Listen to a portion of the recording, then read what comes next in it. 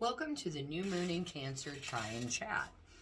This month I was directed by my goddess Sekhmet to do a reading that I found on the internet called Reinventing Yourself Spread, and it was posted by Oliver Tarot. He is a tarot reader and a tarot teacher. So I'm going to use his spread, and we're going to talk about what this new moon is bringing to us as we reinvent ourselves. Many people are now currently reinventing themselves and have been with all of the planets that we've had in retrograde and the planetary alignment we recently had. So we're going to go ahead and get started. So the first card is, what is driving the factors for wanting to reinvent yourself? So the first card is the Apple Branch. The Apple Branch is a card that is specific to my deck that I use, which is the Fairy Wicca Tarot deck. And this Apple Branch usually is very special because it means that you have a Fae Guardian. Fae Guardians will provide aid in gaining entrance to interlocked realms, as well as provide protection and a sense of security when joining into the other world. So I think that a lot of us in general are reinventing ourselves because we are looking for something beyond what we see right now, because we are not happy with what is happening in the world currently and what is happening with us in our own life, whether it be I'm not happy in my relationship, or whether it be I'm not happy with my job. I'm not happy with how I perceive certain things that trigger me. So this is going to help you to go into a new way of seeing yourself and opening up to other worlds, whether that be the fairy realm, whether it be gods and goddesses, whether it be the universe, whether it be just changing your perspective on something. The Apple Branch is the symbol of having spiritual guides and helpers leading you to another world or the other worlds. So this is opening yourself up spiritually and psychically so that you can see what you need to reinvent and work on that reinvention. So the second card is the Queen of Cups. This is the Psychic's card. It's a woman from the other world, someone who is involved with the arcane, a priestess of the goddess. So number 2 is, what can you lose from reinventing yourself? So you're going to lose the old priestess or priest that you have been. You're going to lose the old you. Not completely and entirely, because we will take that wisdom with us. But however, we were talking about in here were the judgments and all of the stuff from the old, what is quote unquote normal. Sidebar, there is no normal. Normal is setting on a dryer. I would say homeostasis, where we can get back to that level playing field of everyone feeling like they're all equitable.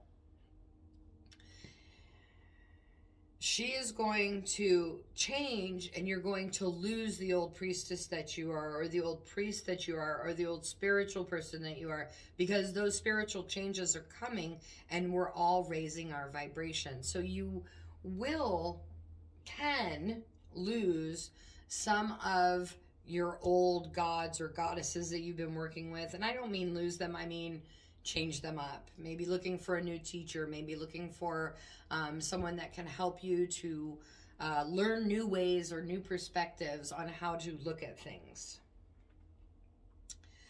The third card, this card is, what could you gain from reinventing yourself? There is a return to the early love experience, reunion, faded memories, vital energy of love refreshed, psychic return, nostalgic inner pilgrimage, mother's love, soulmates. I am the daughter of poetry, poetry, daughter of reflection, reflection, daughter of meditation, meditation, daughters of lore, lore, daughter of research, research, daughter of great knowledge. Great knowledge is the daughter of intelligence. Intelligence is the daughter of understanding. Understanding is the daughter of wisdom. Wisdom is the daughters of the three gods of Dana.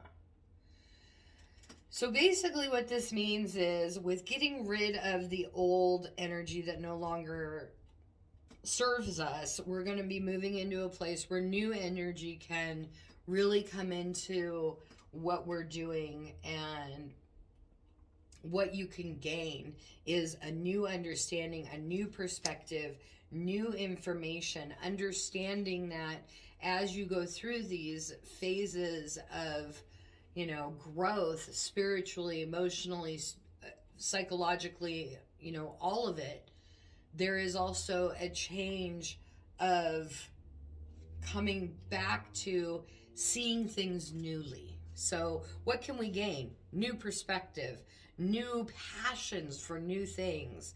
Those are the things that we can gain from reinventing ourselves. Number 4, how could reinventing yourself make you feel about your life? This one is the Ace of Coins, Star of Knowledge, Reward of Knowledge, Fertility, Creation and Giving, Symbols of Beginning, New Job, Opportunities in the worldly sense, New source of income. To pass through the thorn bush is to risk harm. Oh, this you fear, but to pass through the thorn bush is to cross the boundary between your reality and the other world. Learn to trust with strong faith. The other world does not lie or deceive. So basically what it's saying is as we are learning and becoming passionate again with the old, finding the new perspective, finding new passions, it's going to lead us into this area where we understand that knowledge and that we take it and we're able to build off of that to find more happiness, to find more creativity and possibilities where once there was none. Number 5, what steps can you take to make your new journey in life successful? The Princess of Times. Ruled by the water of fire, emotional ripening, female sexuality, the muted light of twilight, young female between birth and age 30, great success, pursues all desire, steadfast, wit and charm, player of the game. The magic of the fairy world wafts through the late afternoon, calling to the heart to come alive and prepare to follow the last rays into the radiant inner light of the other world. So I think what this is trying to basically tell us is that we're going to be able to take all of this new information and we're going to go into that other world. We're going to find a place where we fit in this new reinvented person that we be. And that is actually going to help us as we take those newer perspectives into creating and enjoying our new journey.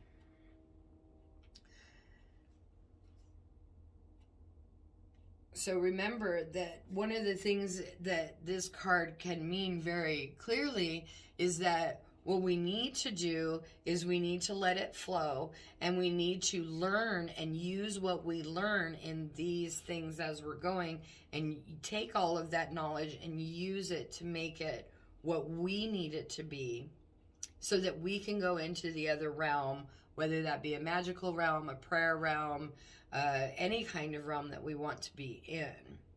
So that's going to be really important for us as we are making steps. These are the steps. But when we come here to, what steps can you take to make your new journey in life successful? Well, by using the information that we've gotten as we are doing research into our new passions, as we are learning new things, as we are challenging our intellectual being, we need to be able to take all that information and use it in a way that is wise and building on what we were taught here, that we have to do it little bit by little bit, and knowing that wisdom and knowledge and experience will all be a part of that, but we can't look at it the same old way that we used to. We need to reform how we are perceiving this so that we can see the benefit it's bringing to us. The last card is number 6, and it is, how do you deal with negative attitudes towards the new you? And that one is the Tree of Life. The Tree of Life is another one that is only in the Fairy Wicca deck. Come into the center of the sacred. Stand tall and firm like a tree, with your roots solidly planted in Mama Earth's soil and your branches aspiring to new heights. Prepare to align with the primal land by orienting yourself to the cardinal directions. Become the power of the provinces. Move forward into the plains. So basically what it's saying is as we are going through this transformation into the new us, we have to stand in our power.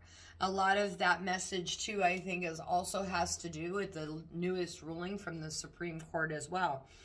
I think that a lot of this is building up, and as I was interpreting these cards, I kind of giggled because it is very much what we women are currently going through, as well as the BIPOC population going through in standing up and demanding our rights as a human being.